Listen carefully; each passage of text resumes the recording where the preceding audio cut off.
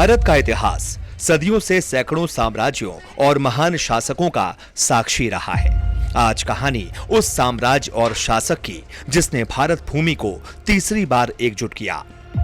अपनी बाल्यावस्था में एक पागल हाथी को नियंत्रित किया। उसने अपनी सैन्य और प्रशासनिक कुशलता से उन क्षेत्रों को अपने अधीन किया जिन क्षेत्रों पर कभी नियंत्रण नहीं था। सत्ता के संघर्ष में अपने भाइयों को मारकर गद्दी प्राप्त की। पिता को कैद किया जिसने धर्म के नाम पर शासन किया। आज कहानी आलमगीर औरंगजेब की। आलमगीर औरंगजेब का जन्म 3 नवंबर 1618 को गुजरात के दोहा में हुआ था। उसका नाम अब्दुल मुजफ्फर मोहिउद्दीन मोहम्मद औरंगजेब था। वो शाहजहां और मुमताज का तीसरा बेटा था। उसकी परवरिश मुगल दरबार की परंपरा के अनुसार उच्च शिक्षकों और विद्वानों के संरक्षण में हुई। उसने फारसी, अरबी, तुर्की, कुरान, इस्लामी कानून, शरीयत और युद्ध कौशल की शिक्षा ली। औरंगजेब बहुत ही कम उम्र में इस्लामी धार्मिक जीवन की ओर चला गया था। वो विलासिता से दूर कट्टर धार्मिक विद्वानों वाला व्यक्ति था, जो बाद में उसके शासन की नीतियों में स्पष्ट दिखाई पड़ता है। औरंगजेब की सैनिक कुशलता को देखते हुए शाहजहां ने हमेशा उसे बड़ी सैनिक जिम्मेदारियां सौंपी। औरंगजेब अपने प्रारंभिक जीवन से ही युद्ध कौशल और प्रशासन में बहुत ही सुदृढ़ हो गया था। दूसरी तरफ शाहजहां अपने बड़े बेटे दारा शिकोह से बहुत प्रेम करता था। दारा शिकोह विद्वान, उदार और कला प्रेमी था। औरंगजेब हमेशा दारा शिकोह को अपने सबसे बड़े प्रतिद्वंदी जैसे मानता था। औरंगजेब दारा शिकोह को एक अच्छा प्रशासक नहीं मानता था। बाल्यावस्था से ही दोनों भाइयों के बीच उत्तराधिकार को लेकर संघर्ष दिखाई पड़ने लगा था। एक बार शाहजहां ने अपने दोनों बेटों दारा शिकोह और औरंगजेब की बहादुरी की परीक्षा लेने का फैसला किया। उन्होंने दोनों राजकुमारों को आदेश दिया कि वो उग्र स्वभाव वाले हाथियों पर सवार होकर उन्हें नियंत्रित करने का प्रयास करें। हाथी बहुत ही विशाल, बलशाली और क्रोधित था।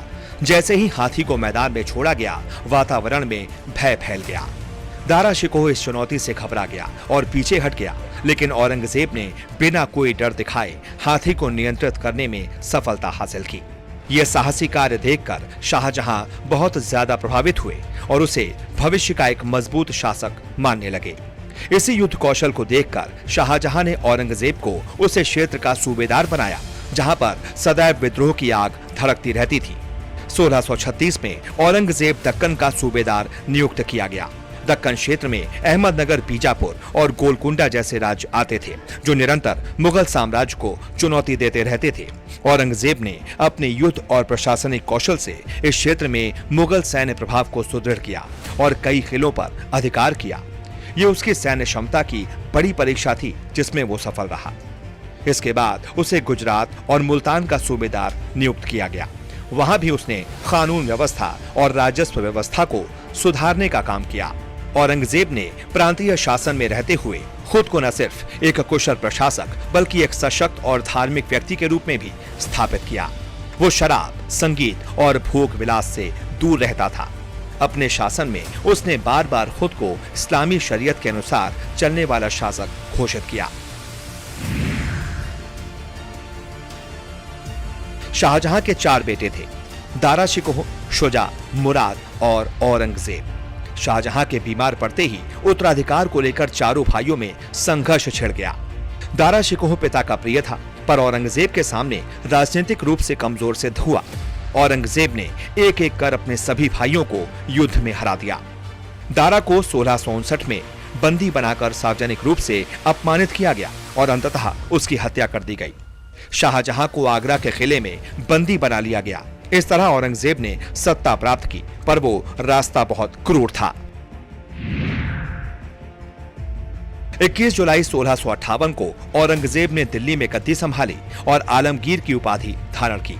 उसने अपनी धार्मिक कट्टरता और सैन्य शक्ति से मुगल साम्राज्य को सबसे बड़ी भौगोलिक सीमा तक फैला दिया। उन्होंने दक्षिण भारत में बीजापुर, गोलकोंडा जैसे राज्यों पर विजय प्राप्त की और वहां की सत्ता मुगल साम्राज्य में मिला दी। औरंगजेब धार्मिक दृष्टि से बहुत कठोर था। उसने जजिया कर को फिर से लागू किया, मंदिरों को ध्वस्त करवाया और हिंदुओं की सरकारी नौकरियों में भागीदारी सीमित कर दी।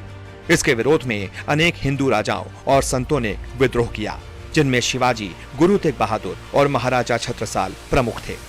हालांकि औरंगजेब खुद सादा जीवन जीते थे। वो हाथ से कुरान लिखते थे, अपनी कमाई से जीवन यापन करते थे और भव्यता से दूर रहते थे। लेकिन उनकी धार्मिक नीतियां समाज को विभाजित करने वाली थीं। अपने जीवन के अंतिम वर्षों में औरंगजेब थक चुका था। युद्ध, विद्रोह और प्रशासनिक दबावों ने उसे कमजोर कर दिया था। दक्षिण भारत में लंबे समय तक अभियान चलाने के बाद 1707 ईस्वी में उसकी मृत्यु हो गई। उसकी मृत्यु के बाद मुगल साम्राज्य का तेजी से पतन शुरू हो गया। नमस्कार, मैं हूं मानक गुप्ता। अगर आपको हमारा ये वीडियो पसंद आया हो तो इसे लाइक और शेयर जरूर करें। और हाँ, हमें सब्सक्राइब और फॉलो करना ना भूलें, ताकि आप देश और दुनिया की कोई खबर मिस ना करें। तो जुड़े रहिए हमारे साथ और देखते रहिए News 24।